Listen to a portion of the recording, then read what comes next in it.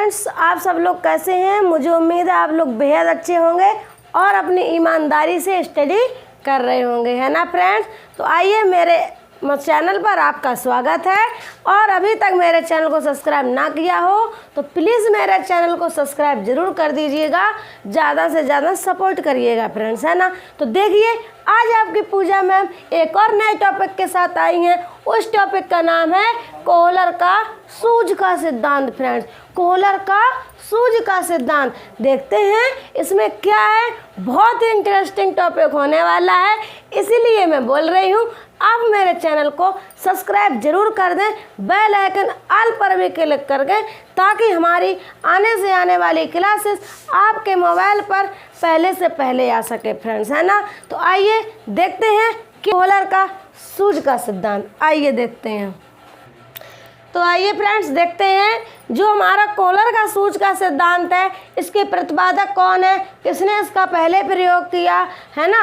इसके बारे में डिटेल में आपको मैं एक एक चीज़ बताती हूँ, बस आप मेरे चैनल पर बने रहिएगा और ध्यान से तन मन से पढ़िएगा। सिर्फ तन मन की मैं बात करती हूँ फ्रेंड्स, धन की बात नहीं करती हूँ। मैं ये नहीं कहती हूँ कि तन मन धन से, नहीं, धन इसमें है ही नहीं। आप फ्री में स्टडी करिएगा, बस थोड़ा सपोर्ट करते रहिएगा, मेरी क्लास को लाइक करिएगा और सब्सक्राइब भी करिएगा। बस इतना मुझे सपोर्ट चाहिए, क्योंकि इससे फ्रेंड्स ये होता है आपका तो कुछ नहीं जाता है, बट ये है हम मेरा या आपके सौरभ सर का हम लोग इतना कोशिश कर रहे हैं आपको बेहतरीन पढ़ाने का, ठीक है। तो उससे क्या होता है, आपको अच्छा से अच्छा कंटेंट भी मिल रहा है, पहले से पहले मिल रहा है, ठीक है। और हम लोगों का मनोबल बढ़ता है कि हमारे बच्चे इतना सपोर्ट करते हैं तो क्यों ना हम उन्हें अच्छा से अच्छे कंटेंट दें, है ना फ्रेंड्स। तो मुझे उम्मीद है आपने जिन बच्चों ने अभी तक मेरा ना चैनल सब्सक्राइब किया हो तो प्लीज़ सब्सक्राइब जरूर कर दें,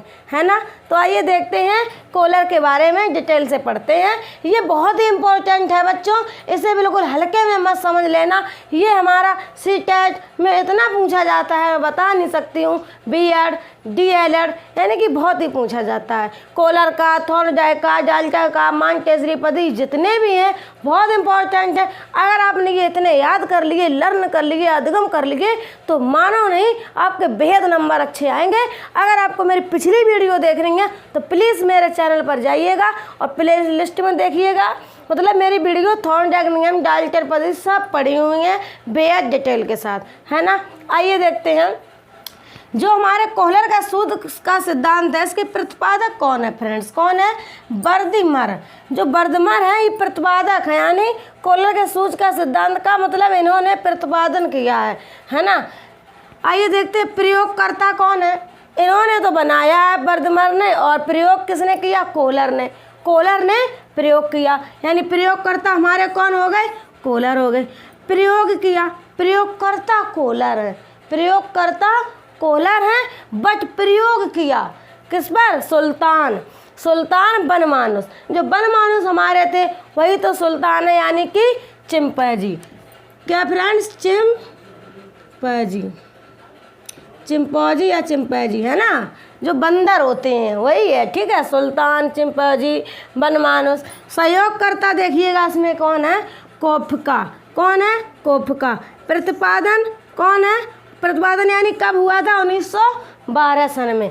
प्रतिपादक वर्दिमर है और उनका प्रतिपादन कौन से सन में हुआ था, 1912 सन में, ठीक है। आगे देखते हैं, आइए देखते हैं आगे इम्पोर्टेंट कुछ तथ्य। गेस्टाल्टवाद देखिएगा, ये जो गेस्टाल्टवाद शब्द है फ्रेंड्स, इसका जो शब्द है ये किस भाषा का है, जर्मन भाषा का है। किस भाषा का है, जर्मन भाषा का है। अगर पेपर में आ जाए कि गेस्टाल्टवाद शब्द किस भाषा का शब्द है, तो किस भाषा का शब्द है फ्रेंड्स, जर्मन भाषा का है। लैटिन भाषा का मत लिख देना, ठीक है। किसका है, जर्मन भाषा का। आगे देखते हैं जो गेस्टवाद हमारा शब्द है इसका अर्थ क्या है। अर्थ क्या है, समग्रता यानी कि संपूर्ण, ठीक है। आगे देखते हैं गेस्टाल्टवाद जो प्रतिपादक हैं, क्या प्रतिपादक कौन है, वर्दिमर, कोफ्का और कोहलर को माना जाता है, फ्रेंड्स। यानी आपके ऑप्शन में अगर ये पूछ लिया जाए कि गेस्टवाल्ट जो है हमारे गेस्टाल्टवाद जो है इसके प्रतिपादक, अगर उसमें ऑप्शन में आ जाए वर्दमर और कोई दूसरे आ जाए तो इस पर टिक लगा देना। अगर आ जाए कोप्फा तो मतलब कोप्फा या वर्दमर और कोलर कोई भी आ जाए तो आपको घबराना नहीं है कि मैम ने वर्दमर बताया था, ये तो बताया ही नहीं। ठीक है, तो मैंने आपको बता दिया है नोट्स में कुछ छोटे से शब्दों में किसके जो प्रतिपादक हैं वर्दमर, कोप्फा और कोलर को माना जाता है ना फ्रेंड्स। आगे देखते हैं, आइए देखते हैं और कुछ हमारे इम्पोर्टेंट तथ्य हैं। देखिए फ्रेंड्स, ये जो मैं बता रही हूँ बिल्कुल निचोड़ बता रही हूँ, तो आप क्या करना, अपनी कॉपी पेन में नोट ज़रूर करना। ठीक है, जैसे मैंने ये बनाया है ऐसे ही नोट करना ताकि आपको अच्छे से समझ में आए, है ना। देखते हैं, गेस्टाल्टवाद प्रयोगकर्ता, कोहलर मैंने बता ही दिया।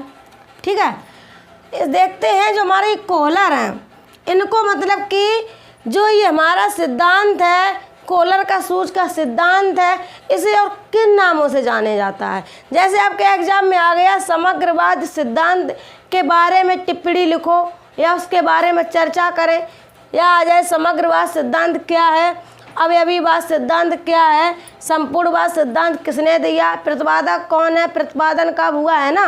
तो क्या करोगे, आप भटक जाओगे, अरे ये तो है ही नहीं, क्योंकि आपके माइंड में छपा है कोहलर का सिद्धांत, कोहलर का सूच का सिद्धांत। अरे एग्जाम वाले खुद इतने होशियार हो गए हैं, वो ये नहीं देंगे, क्यों, क्योंकि बच्चों के दिमाग में छपा है कोहलर का सूच का सिद्धांत। चिंपांजी सुल्तान वो क्या करेगा, आपको भड़काने के लिए, चक्की में घुमाने के लिए दे देगा अवयवीवाद सिद्धांत। फिर आप क्या करोगे, इसीलिए मैंने आपको ये भी बताया है कि आप इनके नाम जान जाओगे तो एग्जाम में आपको दिक्कत नहीं होगी। तो देखते हैं क्या है, जो कोहलर है ये हमारे, इसको हम किन नाम से जानते हैं, समग्रवाद सिद्धांत। ठीक है, और हम इसको किस नाम से, अवयवीवादी सिद्धांत और संपूर्णवाद सिद्धांत, यानी इन नामों से भी हम इनको जानते हैं कोहलर के सिद्धांत को। ठीक है, समझ में आया। आगे देखो अब, तो देखते हैं गेस्टाल्टवाद जो है इन्होंने कुछ इम्पोर्टेंट वन लाइन में अपनी बात कही है, वो भी बहुत ज़रूरी है, ये नोट क्या कहा है। देखिए कि जब तक समस्या दिखाई नहीं पड़ती, जब तक समस्या दिखाई नहीं पड़ती तब तक हल नहीं होगा। यानी कि इसका एग्जाम्पल आप कोई भी ले लो, जो हमारे गेस्टाल्टवाद ने कहा है कि जब तक कोई समस्या दिखाई नहीं पड़ती तब तक उसका कोई हल नहीं होता।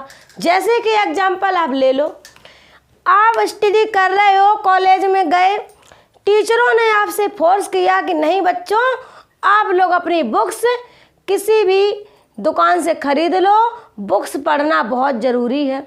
ठीक, आपने क्या किया, वहाँ तो कह दिया हाँ सर मैं ले लूँगा। आप जब घर से आ गए, स्कूल से आ गए, घर पे आपने बिल्कुल दिमाग से एक कान से सुना, एक कान से निकाल दिया, आपने बुक्स नहीं खरीदी, कोई बात नहीं। जब टीचर आपको स्टडी करवा रहा है, मैथ के क्वेश्चन लगवा रहा है, आपके पास बुक नहीं है, आपने वहाँ तो बोर्ड पर अपने क्वेश्चन सॉल्व कर लिए। बट क्या होगा, जब वो टीचर आपको होमवर्क के लिए, घर के लिए आपको एक्सरसाइज देगा कि ये एक्सरसाइज करके लाना बच्चों, जिन बच्चों के पास बुक्स हैं वो तो करके लाएंगे और दिखा देंगे सर को। एग्जाम्पल भी अगर बच्चों को नहीं आ रहे होंगे क्वेश्चन, एग्जाम्पल से समझ लेंगे।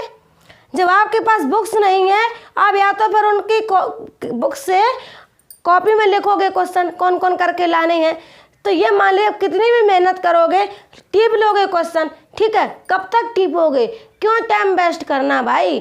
ठीक है, तो यही बात है आपको, यानी कि जब तक समस्या नहीं दिखाई पड़ती। अब क्या हुआ, आपके यूनिट टेस्ट आए, ठीक है, एग्जाम के पहले यूनिट टेस्ट हुए, जिस बच्चे के पास बुक्स थी उन्होंने तो जो 50 नंबर का था पेपर 70 यानी कि 47 नंबर प्राप्त किए। आपका क्या हुआ, 23 नंबर, पास हो गए। सर ने कहा तुम्हारे नंबर इतने अच्छे नहीं आए, तो आपको बुरा लगेगा ना, आपको खुद लगेगा कि क्लास में बच्चों के नंबर इतने अच्छे हैं, मेरे क्यों नहीं। तो इसका मतलब क्या है, आप घर पे आओगे तब आप अपने पापा को, मम्मी को फोर्स करोगे, पापा जी, पिताजी मुझे पैसे दो, मुझे बुक्स लेनी है। तो क्यों, आपने क्यों बुक्स ली, टीचर ने कहा भी नहीं, आपने बुक्स ले ली।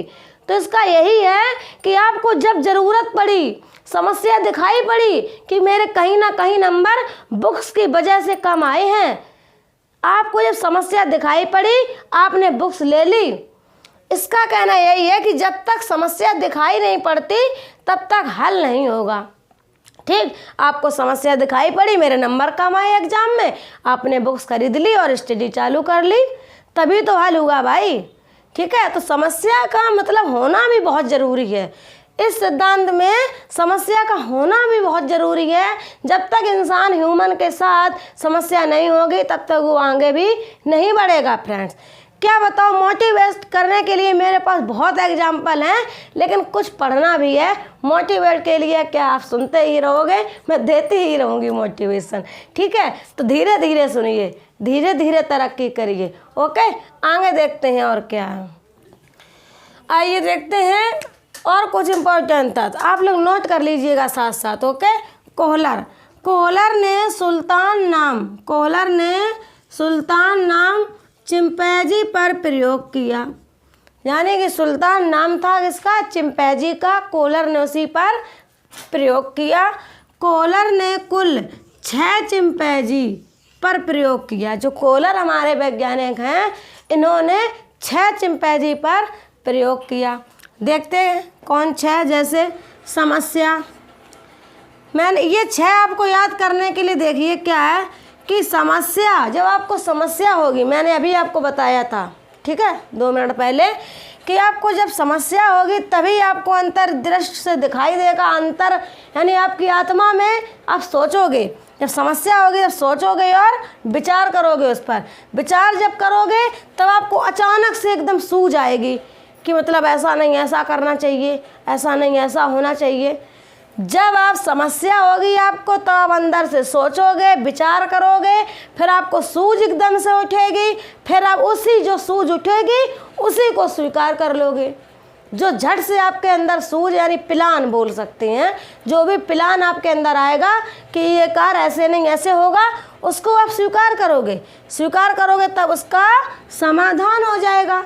कितना सरल है। तो आप याद कर रहे हैं ना, समस्या होगी तब अंतर्दृष्टि से सोचोगे, विचार करोगे, एकदम से सूझ आएगी आपके अंदर, तब स्वीकार करोगे और उसका समाधान हो जाएगा। ठीक है, यही 6 चिंपैंजी पर प्रयोग किया। आइए आगे देखते हैं। कोहलर की एक और इम्पोर्टेंट बात कि अंतर्दृष्टि सिद्धांत की व्याख्या कोहलर ने अपनी पुस्तक क्या है? कोहलर की पुस्तक गेस्टाल्ट साइकोलॉजी, यानी कि आपके एग्जाम में आ जाएगी कोहलर की पुस्तक कौन सी है? Gestalt psychology. इसकी यानी कि 1959 में की है। यानी 1959 में इन्होंने इस बुक का निर्माण किया है। कब लिखी है पुस्तक? 1959 में। ठीक है, ये भी बहुत आपके ऑब्जेक्टिव में पूछा जाता है। इनकी पुस्तक बेहद इम्पोर्टेंट है, प्लीज़ आप लोग इसको याद कर लेना और नोट भी कर लेना। आइए देखते हैं। देखिए, जो हमारे प्रयोग हैं उनके बारे में बताने जा रही हूँ। क्या है? सुल्तान चिंपैंजी। अरे यार, चलिए देखते हैं। सुल्तान चिंपैंजी जो है भूखा बंदर, ये बहुत भूखा है भाई। भूखा है तभी इसको ये मान लीजिए, जब भूखा है तभी तो इसे ज़रूरत पड़ेगी। समस्या ये है, हम लोग भूखे होते हैं, नहीं कहते यार बहुत समस्या है, क्या करें, भूख लगी है, नहीं खा सकते, कभी कभी ऐसी जगह फंस जाते हैं, कुछ नहीं खा पाते हैं, तो वो हमारी समस्या होती है। सुल्तान चिंपैंजी जो है भूखा बंदर था। आइए देखते हैं इस पर कोहलर ने कैसे प्रयोग किया। बॉक्स समस्या, यहाँ पर किसकी समस्या है? बॉक्स। देखते हैं। ऊपर बहुत सारे केले कमरे की छत पर टांग दिए गए। यानी कि हमारा एक रूम है फ्रेंड्स, ये हमारा कमरा है और इसमें ये हमारी छत है। इसमें क्या हुआ? केले, बनाना टांग दिए गए बहुत सारे। ठीक है, और कमरा बंद कर दिया गया। यहाँ पर हमारा गेट लगा है, इसमें हमारा लॉक लग गया, बंद हो गया कमरा। ठीक है, बंद किया गया। प्राप्त करने की कोशिश की, यानी बंद कर दिया गया। केले प्राप्त करने की कोशिश की लेकिन थक गया। यहाँ पर भाई बंदर इसके अंदर है, क्या है? मंकी है भाई, मंकी। ठीक है, ये हमारा मंकी हो गया। आप लोग अपने माइंड में इसकी इमेज बना लेना मंकी। ठीक है, मंकी थक गया, बाद में सूज में बक्सों पर रखकर चढ़कर लक्ष्य प्राप्त किया। पहले आप ये समझिए, एक रूम था बहुत बड़ा सा, उसके अंदर एक भूखे बंदर को उसने बैठा दिया, अंदर कर दिया और गेट लगा दिया।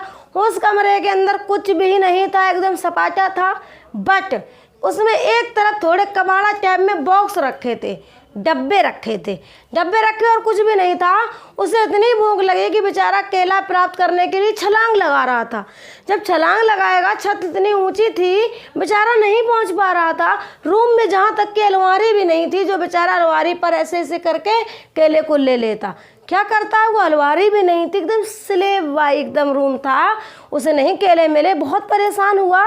जब उसे समस्या हुई, पहले तो वो उलता रहा, फांदता रहा, क्यों, उसका काम ही है उलना। उसे लगता है मैं ऐसे छलांग लगाऊंगा मुझे ये चीज़ प्राप्त हो जाएगी, बट उसने सोचा नहीं, किसी चीज़ को पाने के लिए थोड़ी माइंड की ज़रूरत होती है, थिंकिंग की ज़रूरत होती है फ्रेंड्स। उसको जब नहीं वो चीज़ प्राप्त हुई और गेट बंद है, लॉक है, बाहर भी नहीं जा सकता, बट भूख के वजह से उसे खाना तो है ही, कैसे ना कैसे करके खाएगा भाई, उसे भूख लगी है। उसके अंदर तब उसने विचार किया, एकदम उसके अचानक यानी सूझ का उसके माइंड में एकदम सूझ आई कि नहीं, ऐसा नहीं, मुझे क्या करना चाहिए, ये जो कबाड़े में हमारे डब्बे रखे हैं, बॉक्स रखे हैं, ये हमारे बॉक्स पड़े हैं कबाड़ों में, क्या करें। उसने क्या किया, झट से उसके दिमाग में सूझ आया और उसने डब्बे पर डब्बा रख कर और उस पर छलांग लगाकर उसने केले को प्राप्त कर लिया। तो इस सिद्धांत में यही है, यानी उसे समस्या हुई, तभी उसके अंदर एकदम सूझ का सिद्धांत आया और बंदर ने अपना लक्ष्य प्राप्त कर लिया डब्बा रख करके। ठीक है, यही हमारा बॉक्स समस्या का था। आगे देखते हैं दूसरा। आइए देखते हैं, गेस्टाल्ट वादियों के अनुसार अंतर्दृष्टि का सिद्धांत 5 संप्रत्तियों के आधार पर कार्य करता है। 5 संप्रत्तियों के आधार पर, कितने, 5। आइए देखते हैं वो 5 संप्रत्ति कौन कौन से हैं। एक हुआ हमारा लक्ष्य यानी गोल। लक्ष्य आप लोग समझते होंगे, आपका क्या लक्ष्य है, आप इतनी स्टडी कर रहे हो, आपको क्या गोल है आपका। ठीक है, गोल होना भी जरूरी है, तभी आप उसी गोल को देखते हुए अपनी कार की गति को बढ़ाओगे। ठीक है, बाधा, दूसरा है बाधा यानी ऑब्स्ट्रक्शन, यानी किसी चीज़ में बाधा डालना, किसी काम में रुकावट। तीसरा है तनाव यानी टेंशन, यानी हम लोग कुछ भी अपना चिंतन करके, कोई भी इधर उधर की बातें सोच करके जो हमें तनाव होता है, टेंशन होती है, वही हमारा तनाव है। 4 नंबर देखिए संगठन यानी ऑर्गेनाइजेशन। ठीक है, 5 नंबर पुनरुत्थान यानी रीऑर्गेनाइजेशन। ठीक है, ये हमारे 5 संप्रत्ति हुए, आपको याद हो गए होंगे, अपनी कॉपी में नोट भी कर लिए होंगे। आइए देखते हैं अगले कुछ नए इम्पोर्टेंट। सूझ के सिद्धांत की विशेषताएं निम्नलिखित हैं। जो हमारा कोलर का सूझ का सिद्धांत है, इसकी विशेषताएं जानना भी बेहद ज़रूरी है ना। इसकी विशेषता क्या है, देखते हैं कि सीखने की प्रकृति संज्ञानात्मक होती है। जो हमारी सीखने की प्रकृति है वो कैसी, संज्ञानात्मक होती है।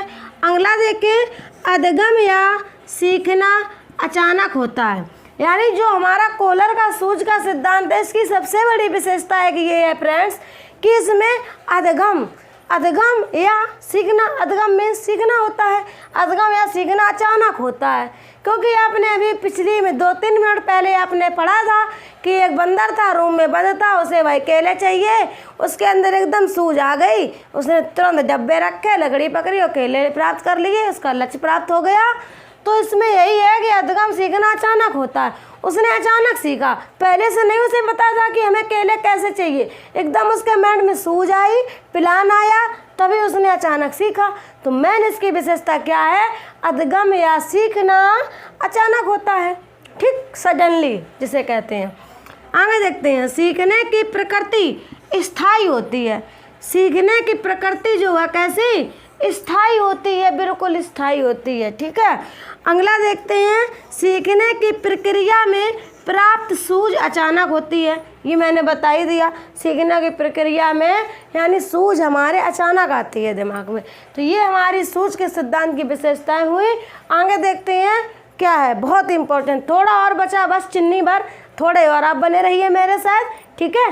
देखते हैं, आइए देखते हैं सूझ के सिद्धांत के कुछ महत्व। अभी मैंने विशेषताएं बताई, अब मैं इसके कुछ महत्व बता रही हूँ कि महत्व क्या है ना। देखते हैं कि पाठ्यक्रम का निर्माण करने में सहायक या सहायक, ठीक है। जो पाठ्यक्रम है इसका निर्माण करने में सहायक है क्या, सूझ का सिद्धांत। दूसरा देखते हैं, पूर्ण से अंश की ओर शिक्षण सूत्र इसी सिद्धांत की देन है। जो शिक्षण सूत्र है, जो सिद्धांत है, किसकी देन है, पूर्ण से अंश की ओर, ठीक है। अगला महत्व देखते हैं, कठिन विषय के लिए उपयोगी, यानी जो कठिन विषय है उसके लिए अधिक उपयोगी फ्रेंड्स, ठीक है।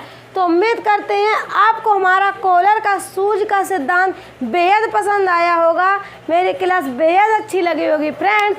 आपने हमारी इतनी मेहनत देखते हुए भी अगर मेरे चैनल को सब्सक्राइब नहीं किया तो प्लीज़ सब्सक्राइब ज़रूर कर दीजिए, ठीक है। तो आइए देखते हैं, मिलते हैं अब एक नए टॉपिक के साथ। ओके, थैंक यू, जय हिंद, जय भारत।